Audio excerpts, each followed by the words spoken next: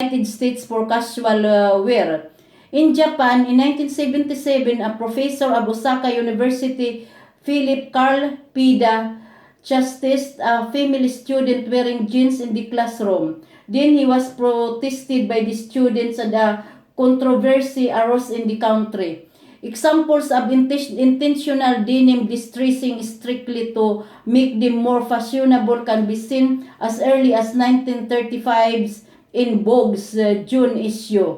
Michael Bilomo, editor of Sportswear International Magazine, October-November 1987, page 45, wrote that in 1965, Limbo, a boutique in the New York East Village, was the first retailer to wash a new pair of jeans to get a used, worn effect, and the idea became a hit. He continued, Limbo hired East Village artists to embellish the jeans with patches, decals, and other touches and sold them for $200 in the early 1980s. The denim industry introduced the stonewash technique developed by GWG, also known as Great Western Garment Company.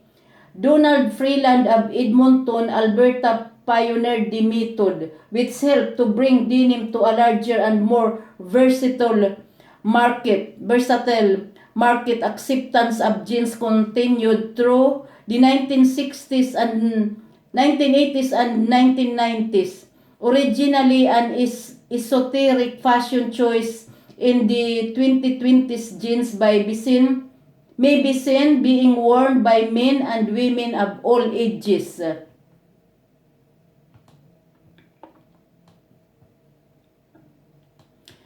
Manufacturing processes. Traditionally, jeans were dyed to a blue color using natural indigo dye. Most jeans is now dyed using synthetic indigo.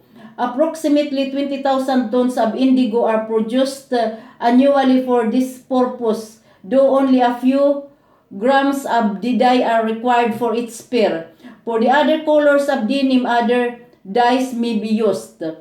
Currently, jeans are produced in any color that can be achieved with cotton. For more information on dyeing, refer to denim and the discussion there of using pigments dye. Pre-shrinking. In 1962, Levi Strauss introduced their own pre-shrunk jeans. Lee and Wrangler jeans had already long been pre-shrunk. This did not shrink further after purchase, allowing the consumer to purchase a correctly fitting size. Pre-shrink is most common in jeans nowadays. These jeans were known as the 505 regular fit jeans. The 505 are most identical to the 501s with the exception of the bottom fly. The Levi's Corporation also introduced a slim bootcut fit known as 517 and 527. The difference between the two is 517s sit at the waistline and 527 sit below the waistline. Later, Levi's would develop other styles and fits such as the loose, slim, comfort, relaxed, skinny, and a regular fit with a tapered leg. Used and distressed look.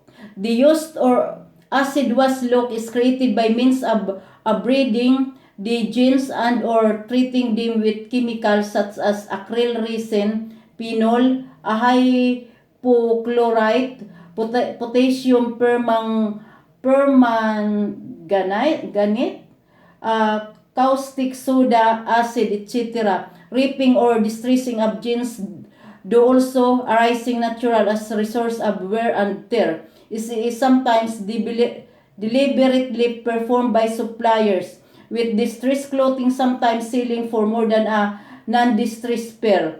For example, Pussy sold Invilis mid-rise boyfriend jeans for £600. Diyos ko, ang mahal naman. Jeans lang. Sandblasting or abrading with sandpaper. Consumers wanting jeans that appear worn can buy jeans that have been specially treated to give the fabrics the warm look Sandblasting done with chemicals or by adding pumice stone to the washing process above breeding with sandpaper is often done. In environmental and humanitarian impact, a typical pair of blue jeans uses 919 gallons or 3,479 liters of water during its life cycle. This includes the water to irrigate the cotton crop, manufacture the jeans, and the numerous washes by the consumer. The production of jeans with a used look can be more environmentally damaging than regular jeans, depending on how the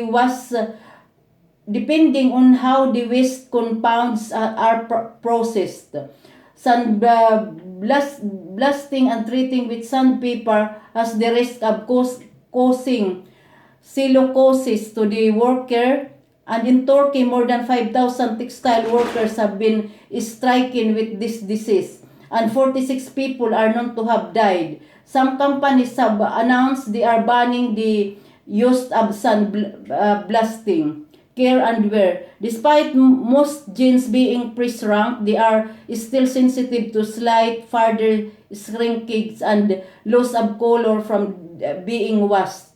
The Levi Strauss company recommends avoiding washing jeans as much as possible. Carl Shara, Levi Strauss director of brand and special projects, has a credo: the less you wash your jeans, the better your jeans become. This and other suggestions to avoid washing jeans where possible have encountered criticism.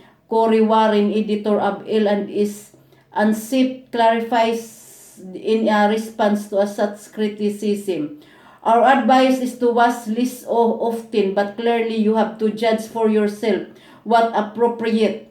Hot day, dirty job, wash your jeans. Please call the office job. Maybe you can wear them twice or more before they go back to the washing machine. Personally, if I wear a pair of jeans to work on Friday, cold climate, office job, I tend to wear them on Saturday, and if Saturday is spent indoors and not spilling food all over myself, I might even wear them on Sunday.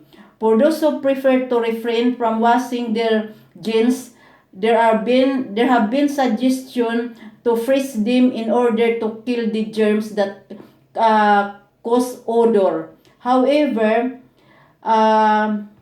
this advice had been proven ineffective.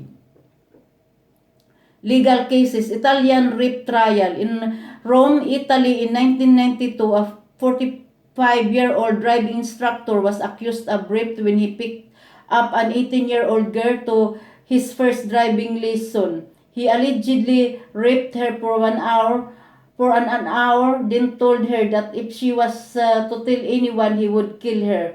Later that night, she told her parents, and her parents agreed to help her press charges.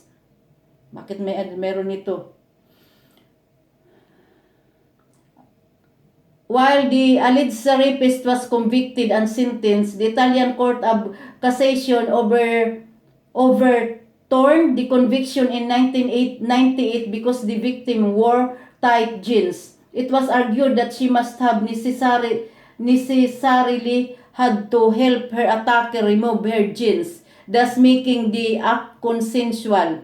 Because the victim wore very tight jeans, she had to help him remove them. And by removing the jeans, it was no longer rape, but consensual sex.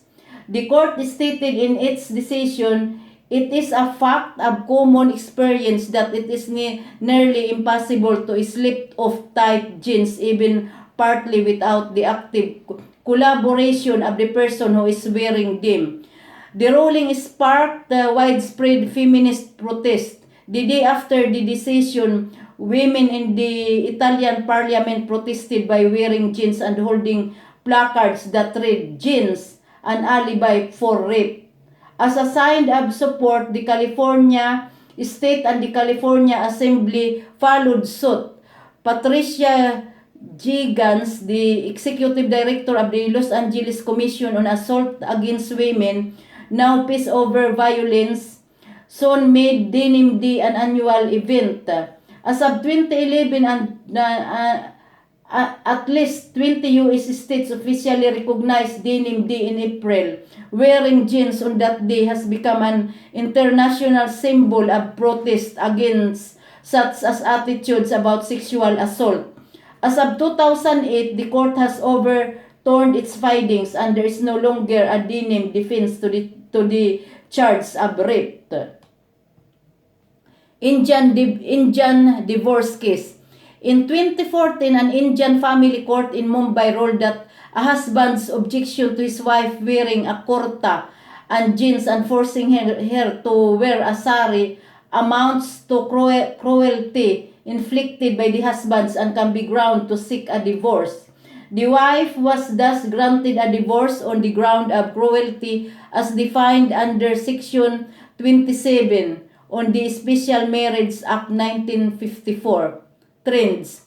Worldwide markets for jeans. North America accounts for 39% of global purchases for jeans, followed by Western Europe at 20%, Japan and Korea at 10%, and the rest of the world at 31%.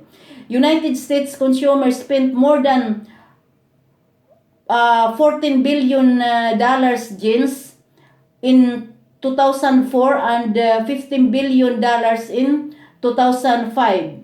U.S. consumers bought U.S. $13.8 billion of men's and women's jeans in the year that ended April 2011, according to the market research firm NPD Group.